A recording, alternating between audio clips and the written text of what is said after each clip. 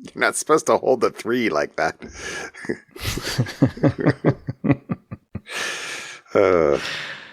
It'll sync up. That's okay. Hey, Eric. How you doing tonight? Hey. Good. How are you, John? I'm doing okay. A little tired. I've been yawning a lot, so if I yawn, you'll have to edit them out, please. But yeah, I'm doing okay. Yeah. How was your weekend? My week has been busy, and I woke up this morning to water in my basement again. So frustrating. But it's okay. I had a great weekend. The weather was supposed to be rainy this weekend, but it was really not. It was pretty decent. And so yeah, I had a great weekend. I tried to spend a bunch of time outside, actually, especially Sunday. I had a buddy of mine, an acquaintance of mine, somebody I know, come over who one of his past jobs was as an arborist, and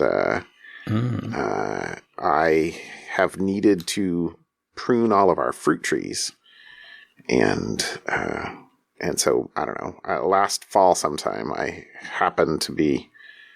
Well, when was it? It's been a while. At some point, I was talking to him and said, "Hey, I'd love that if you could come out and help me show me what to do." And he said, "Oh yeah, I'd love to." So and when I said when, he said, "Oh, February." I was like, "Oh, all right, well, February." So anyway, so he came out and gave me basically a 2-hour tutorial on how to prune fruit trees. And the different, differences though, because, you prune cherries different than you prune stone fruit or freestone. Yeah, like peaches and nectarines and apples and stuff like that. So anyway, but that was totally awesome. I'm not sure I will remember everything, but hopefully. You should have filmed it and put it on YouTube. Yeah, sure. That's where you get all your information. Then you wouldn't forget. Then this is true. And actually, yeah, his major thing. The one of the things I was asking him was to critique me. Well, actually, as soon as he walked up to the first tree, he was like, "Okay, I see where you pruned here last year. You pruned there last year. You did this. You did that." I'm like, "Well, did I do okay?" He's like, "Well, this is good. This is good. This is good. This is not. This is not. This is kind of weird." And I'm like, well, everything I learned about pruning a tree, I learned from YouTube. So, but yeah, it's not too bad. But I mean, those trees though now they're getting pretty. I mean, they're not big, but I don't know. They're now 5 years old at this point, because as soon as we moved into this house, we planted trees, because the last house we were in, we were, we said when we moved in, hey, we should plant a couple of fruit trees. And then we blinked. It was 5 years later. And we were like, oh, gosh, why haven't we planted any fruit trees? So, and then I think actually we blinked and it was 2 years later. And so we'd been in the house for like 5 or 7 years before we planted some trees. And then we left, like just a couple years after that. So anyway, this time we did it different. And yeah, the irony is that we were like, we're going to put in trees. Boom. And we did. And we put them into a place where we knew we would have to transplant them. So that just started another clock that was like, you have to transplant the trees before they get too big to transplant. Right. And so we did. But so the other funny thing, the weird thing that he did, like he walked up to the tree, grabbed the trunk and kind of shook it to see how well rooted it was. And they're pretty, he's like, well, they're pretty good, but not, in another couple of years, he said they'll have rooted in enough that, you won't be able to move the bottom. It was kind of funny, but what does an arborist do? Arborists are tree jigglers. Tree jigglers. I'm not sure I would want that as the title of this episode. That's pretty bad. Oh, that's funny. It'll be on the list. Yeah, I'm sure it will. Well, so my other outdoor thing that I did this weekend Actually, to do other kind of relevant things for here, I guess. I went and I took apart a whole bunch of mason bee tubes, so that because I've had them out in my shop, just kind of wrapped up in a towel for months, but they're going to start hatching relatively soon. Another month or two. And I don't want them all to hatch at the same time. So I took a bunch out and I put them in the fridge so that they'll stay cool, cold, chilled for the next couple months. And then I'll put them out in April. But that's kind of cool. So I tweeted a picture of that tonight as I was kind of out on walkabout, getting a little bit of exercise between meetings. But anyway. And then I actually picked up Xcode this weekend to try and work on this app that I had kind of started and abandoned last year, and spent a couple hours on it. But I need to spend a lot more time. Anyway, yeah, that was kind of cool. That was a fun weekend. How about you? Well, we still don't have a dishwasher. Wah wah. The part, I think I said it last week. They're still ordering another part because the part they had ordered to fix the part that was broken arrived broken. So now they had to order a new part. And then to make sure that we don't relax, apparently ants have decided to move in. Oh no. To my basement in my office. And normally you can kind of see an ant trail. You can kind of see where they come from. And you see their little I have a little box of snacks for myself in my office that I will grab snacks from. They were in my box of snacks, but my box of snacks is not next to a window, not next to a door, not next to, and there's no trail. So I don't know how they are teleporting. Now, ants have discovered how to teleport, and they teleport right inside my little cubby hole with my snacks in it. I'm a little annoyed that now I have an ant problem, but I removed some ants from planet Earth and recycled them. And put everything, all snacks go into plastic? Yes, now all the snacks are in a tight snap lid, Tupperware lid, so now I have my snacks no longer. But it was not very pleasant this morning when I have a ritual.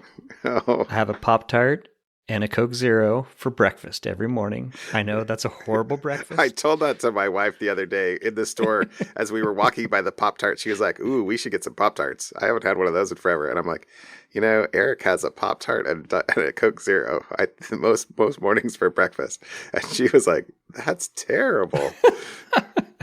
I know this, but I only have one. I have my Pop-Tart, I have my Coke Zero, and I'm happy for the rest of the day. I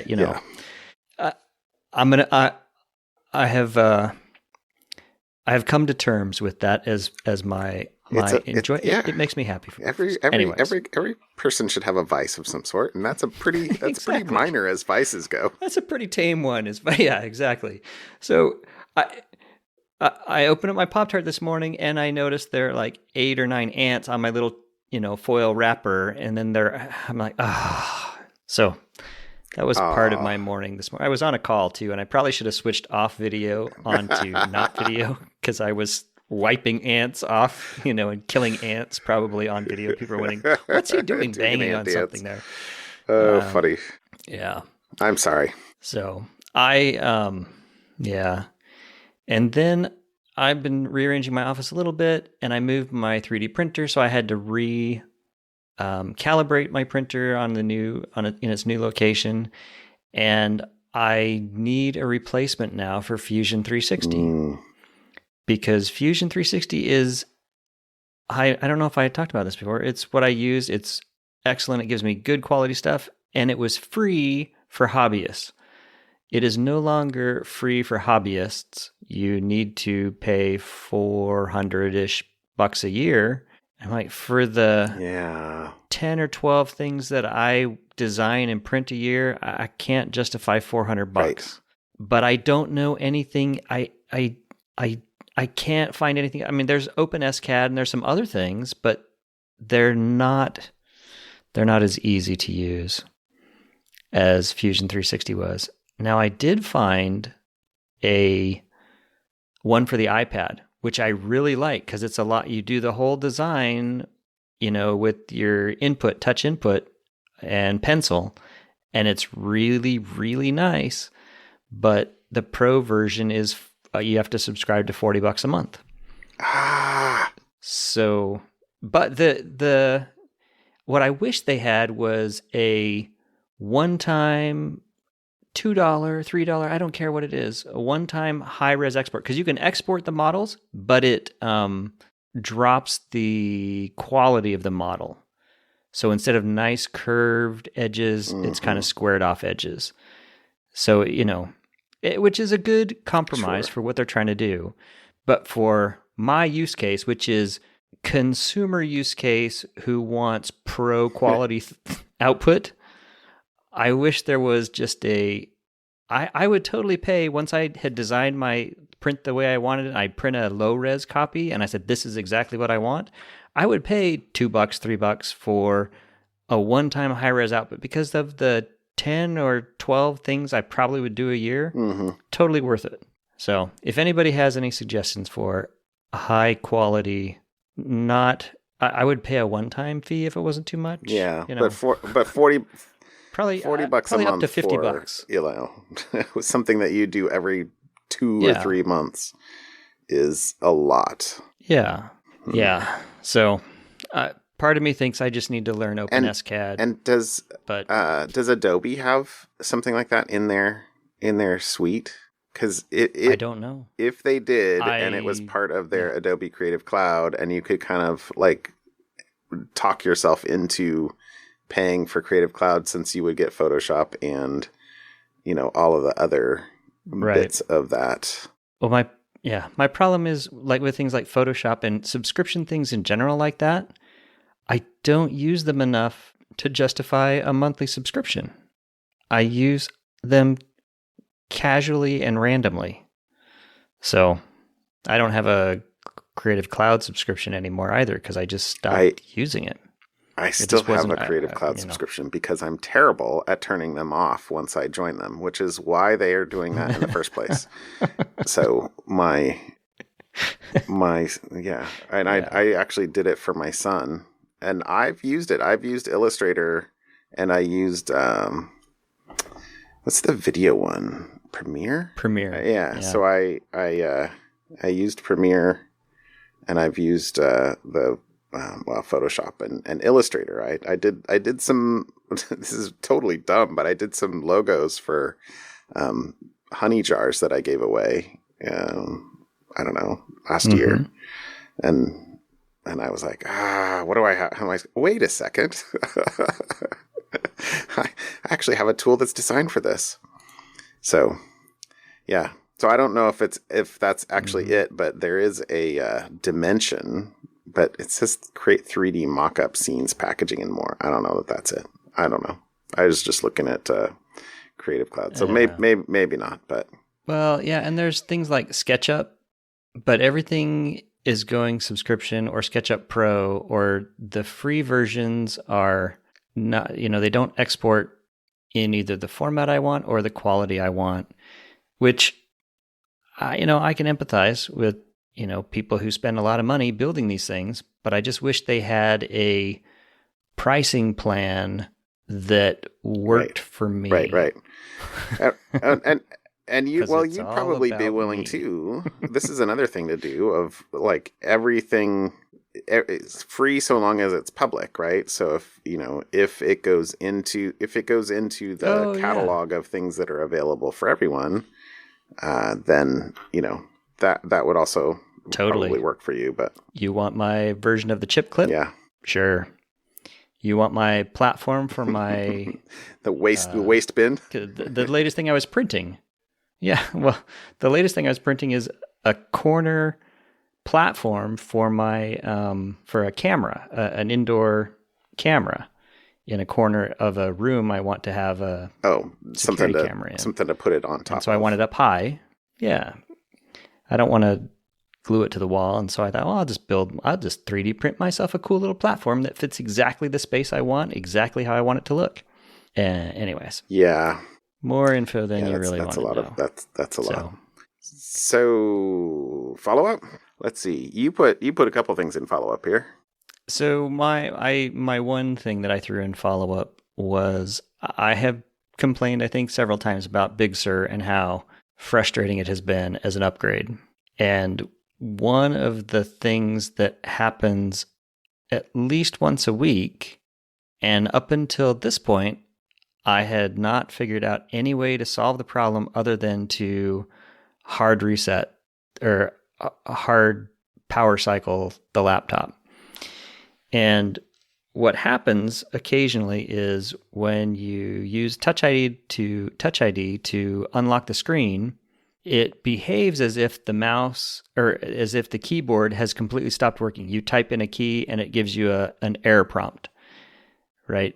Similar to like if there's a modal window up and you try to type somewhere not in the modal window. Beep, beep, beep, beep. Yep. But there's nothing there's nothing anywhere that you can't tell. So apparently what is happening is there is a modal window that is coming up, but it's not on your screen anywhere. Way off screen somewhere saying, use TouchID to unlock your device, but you've already unlocked the device. And you can move the mouse around and you can click on some things, but not other things. But you can't type anywhere.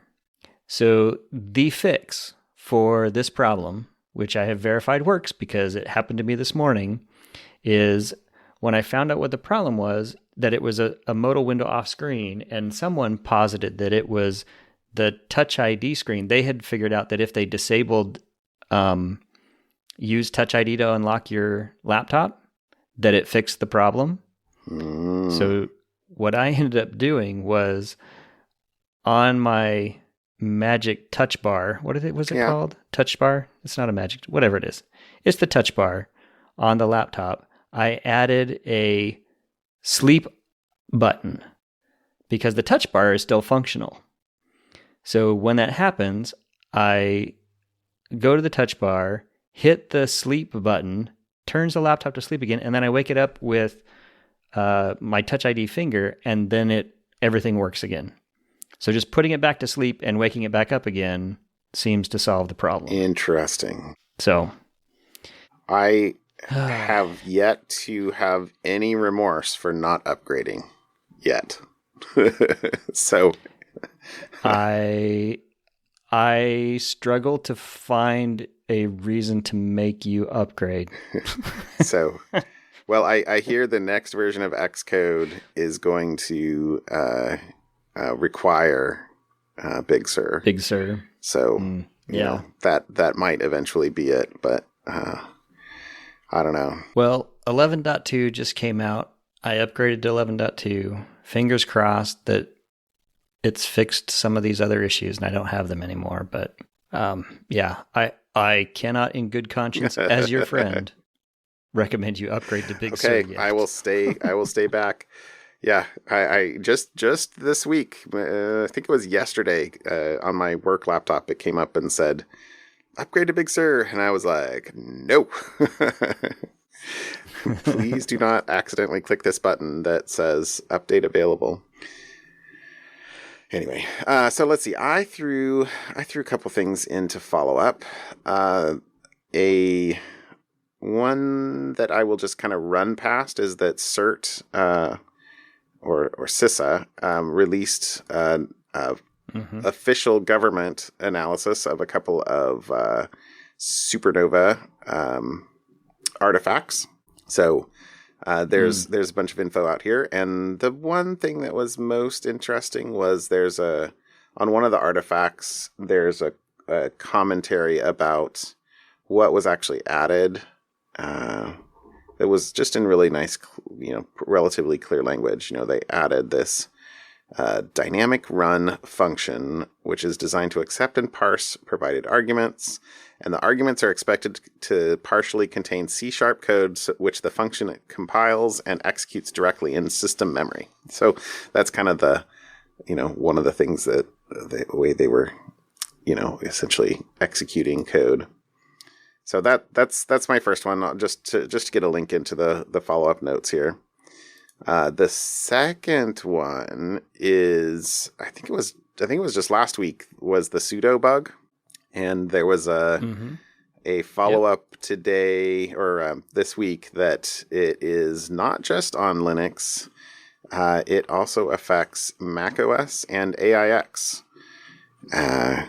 And so I was like, AIX, who uses AIX? And one of the guys in our Slack was like, there's a lot of industrial control systems that use AIX, which I'm not in the industrial control space, so I would say, okay, cool. I have not done any AIX development for a very long time. It's probably 2001, 2002 last I did anything. But I would say AIX is one of the only times where, is it you or is it the compiler? It's always you. But there was this one time, it was the AIX compiler. So in my career, the one compiler bug I ever ran into and wound up like seriously diagnosing and had to work around, it was on the AIX. I don't even remember what the compiler was called. It was like Visual Age or something like that. It's been so long, but anyway, that's a funny thing. But so macOS, the funny thing if you read this article or the tweet that's linked in the article, the screenshot, I don't know if you saw this. In order to trigger it, he or they, I don't know if it's a guy or not, they they have to overwrite the argv0. So how it's actually like executed. Huh. So the bizarre thing to me for that is, so the easiest way to do that is to symlink the sudo to sudo edit. So he basically goes into the temp directory, symlinks sudo, user bin sudo to sudo edit, and then executes the symlink with the same essentially trigger, and boom, it crashes. But that implies that the code for sudo, like in the main function, looks at argv0 and says, oh, argv0, strcomp argv0 is sudo edit. I better go do this. Oh, argv0 is sudo. I go do this. So like two code back. I don't know. Seems a little weird, but there you go. Things not to try. Yeah, hacker fantastic. On Big Sur. Things not to try. You're like, I don't want to break it. Yeah, I don't want it. I don't want to break it. I don't want to break it anymore. Okay, so that was my second thing. My third thing, I think it was last week. It might have been the week before. You were talking about passwords. I know you talk about passwords a lot. But I was saying that I'm a pretty heavy, one password user, but when I don't care about it, I'll just sometimes and I'm on my phone, I'll let Safari just fill in a strong password. Don't care. But this is an article that says Apple is debuting a Chrome extension to allow iCloud passwords to be used in Chrome. So on Windows and macOS. And so that's kind of handy. Mm-hmm. That, that would make it more approachable for for my parents, or for people that kind of swap back and forth between a phone and a desktop of some sort, whether it's Windows or Mac OS, and if they're not using, well, on Mac OS, if they're using Chrome instead of Safari as their primary browser. So anyway, that's kind of cool. I thought that was nice. Okay. How about a topic? What'd you bring this week? So I made the mistake of channeling my inner Jon. Uh-oh. And picked a very detailed, highly complex article. It's from Google Project Zero, and I will not attempt to explain it all, but look at this. It is a look at. We've talked a bunch about the recent iOS bugs in Messages 0 days in your iPhone and upgrading. This one is a look at iMessage in iOS 14 and how it went to address some of the issues that it found. And I liked it because Apple apparently has introduced something called a blast door service, which is, I just like a message blast door service, which I like the connotation. So it's a very detailed article. If you're interested in how messages, iMessages in particular, move from one space to another, from your phone to someone else's phone, and how that processing works, and how Apple now is putting in, they re-architected how messages work to improve the security, which is kind of the message of this. But it's a pretty complex and detailed article that explains how messages work, how the different processes that your message gets passed through, how it gets decoded, and the sandboxing bits for it, and all those details. And rather than try to actually explain everything here, we'll just have the link in the show notes. And if you are interested in how messages actually works on your iPhone, you can go read the details of it. But one of the things that I'll just read here is from the conclusion.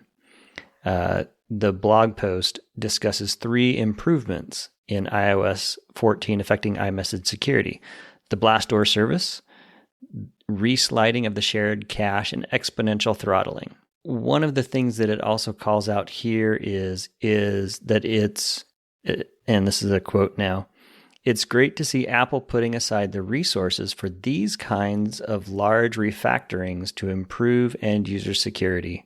Furthermore, these changes also highlight the value of offensive security work.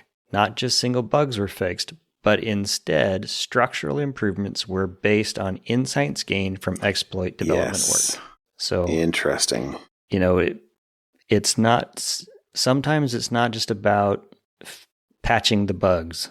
Sometimes it's about taking a step back, re-looking at everything, and saying, you know what, we could do it better. And refactoring is probably the better word. I was going to say rewrite it from scratch, but it's definitely not interesting. A rewrite.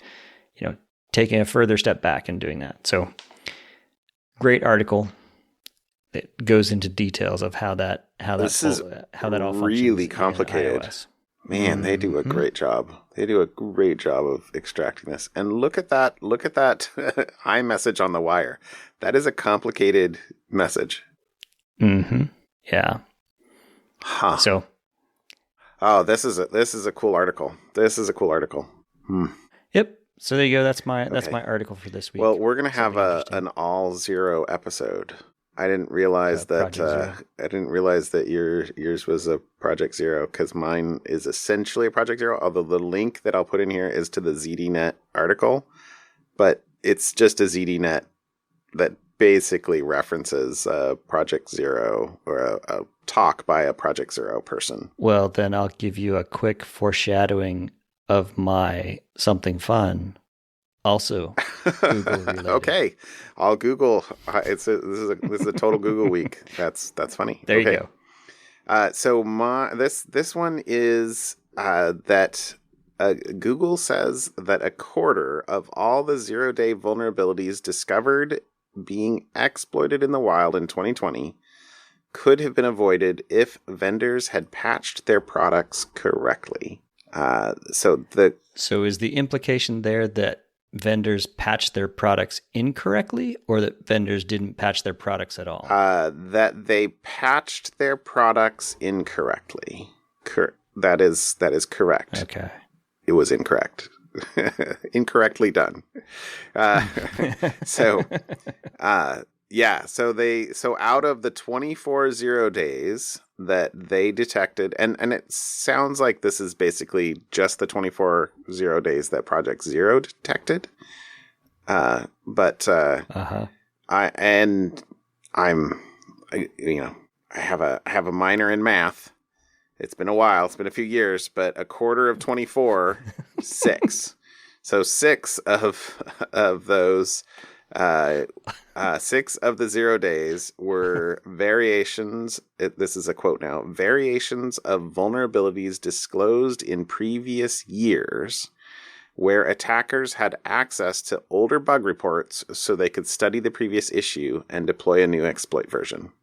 So yeah, so kind of dovetails to what you were just saying a minute ago. Sometimes it's good to take a step back and actually do structural improvements instead of just a Band-Aid repair to a defect like this.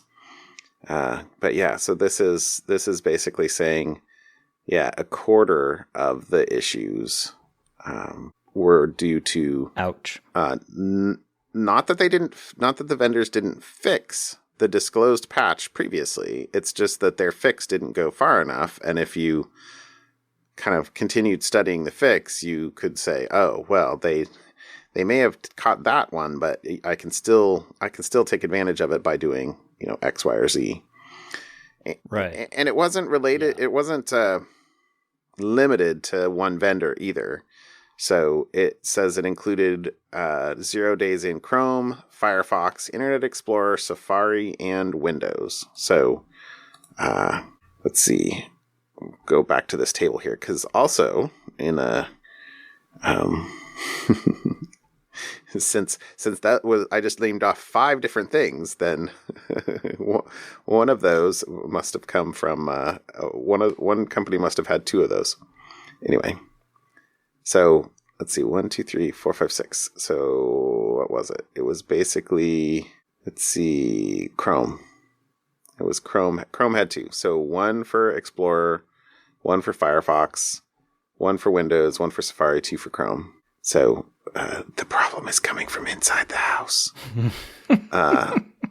So anyway, that's pretty funny. But let's see. They also said that there were 3 other patches for 0 days, presumably that that Google Project Zero wasn't necessarily the finders of. That when you let's say the quote is, if a threat actor would have examined the patches, they could have easily created new exploits and re-weaponized the same vulnerability to continue their attacks. So yeah, I think on balance, I'm a fan of Google Project Zero. I think they hold vendors' feet to the fire, maybe a tiny bit more than I would like. Yeah, maybe a lot more than I would like. But at the same time, I think that knowing that there are consequences and that there's hard deadlines to get things done is an important thing for the industry. I just think sometimes for the bigger things, it's good to give a little more time than 90 days may not be enough. Yeah. So because there was one. What was the one we were talking about that took 5 or 6 months to get patched, or was that the Sudo thing? I don't recall offhand. It seems like oftentimes there's things where the discloser is working with the company or companies in good faith, and they're an extension of 30 or 60 or maybe even another 90 days is warranted. But anyway, so there you go. I'll Google. Nice. I'll Google. Ready for my all right, hit me up. Fun. What's the fun here? I haven't done anything with this link yet. Should I click on it? All right, yeah. So now you can click on the link. So basically, Bletchley Park. I want to go to. I want to go to Bletchley Park is famous for. Yes. So World War II code breakers, very famous people came out of Bletchley Park. They have created online exhibitions. Since you cannot go there currently, they have created online exhibitions. So if you go to that link that I had there and click on, or That's actually the online exhibition. If you scroll down, the Google Cultural Institute has been helping. Hold on. Bletchley Park deliver some of this stuff. Google Cultural virtually. Institute. Oh, okay, So okay. I'm here. Yes. So now if you go down to, so they have exhibitions. So you can click on the exhibitions and they have various things you can scroll through. I mean, it's got some great stuff. Bletchley Park and D-Day, 5 facts you need to know about the Bombay machines, the women of Bletchley Park, the restoration of Bletchley Park. However, there is a link there called cybersecurity. So go ahead and click on the link for cybersecurity there. People in suits. And you have Bletchley Park and its connections to today's cybersecurity. Now click right. So scroll to the next picture. 1, 2, 3, 4, 5. 4. Wait. The McAfee building? Yeah. What?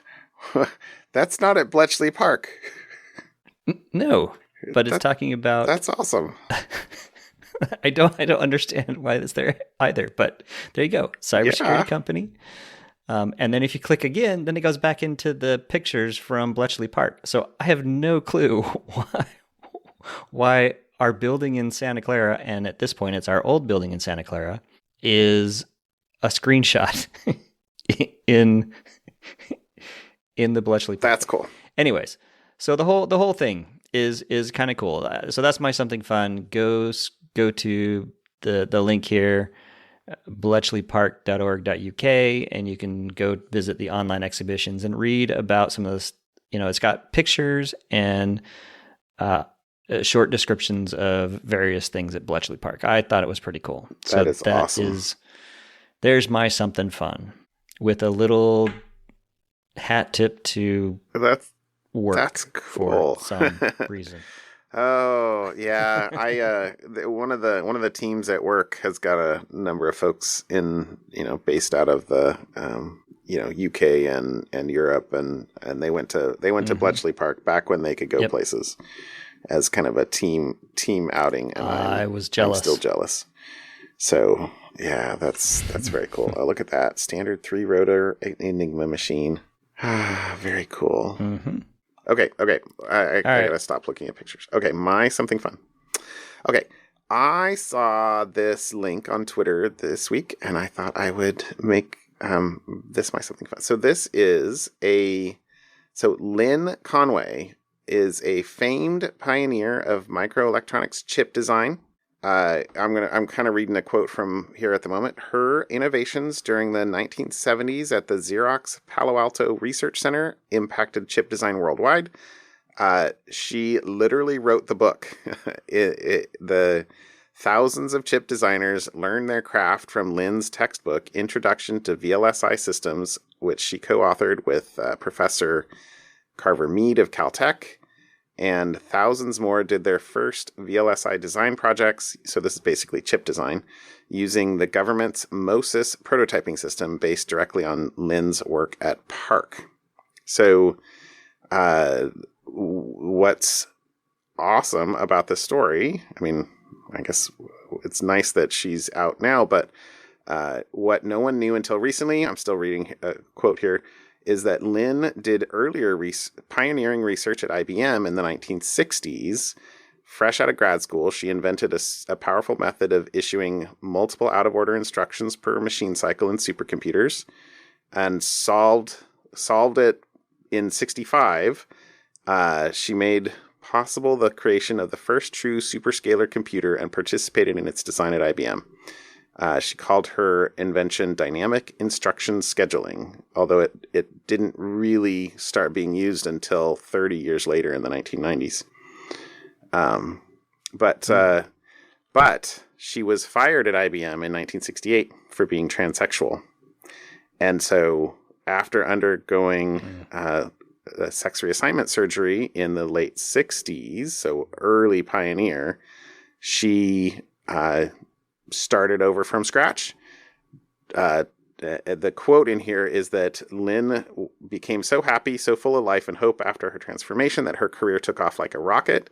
She moved through a series of companies, but landed a computer architecture job at Memorex in 1971, and in 73 was recruited to by Xerox's exciting new Palo Alto Research Center just as it was forming. And then, so that's the famous Palo Alto Park Research Center, right? Right. And by 78, just 10 years after her gender transition, she was on the verge of international fame for her in the field for VLSI innovations, writing the seminal textbook, headed off to MIT to teach the course, and essentially no one knew until the late 90s, so many, many years after, that it was actually her who had done it, the early pioneering work. And so it wasn't until, I think it said 1999. Sorry, I actually got to go back to the link. I didn't take that out. 1999 that, in 1999, computer historians stumbled onto Lynn's earlier IBM work, tracked it down to her, and her past was revealed amongst her colleagues. She realized times have changed and is now an advocate. So this is just a great story, and I'm just amazed at times at how hard some people's lives are, and yet how they still manage to succeed and just really do amazing work. So. So this was a great story that I read this week. Love to share it.